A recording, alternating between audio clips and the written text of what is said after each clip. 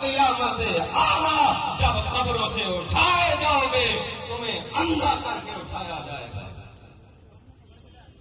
दोस्तों, डरो उस वक्त से। आज सड़क किनारे पे कोई अंधा खड़ा हो, रब्बे काबा की कसम है, कोई हाथ पकड़ के रोड क्रॉस नहीं करवाता। गुजरात में कब्र होगी, यहां से अंधा उठाया जाएगा और पैदल चल के वहां मैदान अरफात, जहां मैदान हशर लगेगा, वहां जाना पड़ेगा।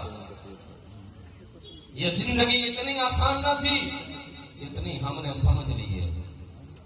तो ये महाफल हमें झिझोड़ने के लिए है, हमें दरसे इबरत देने के लिए है।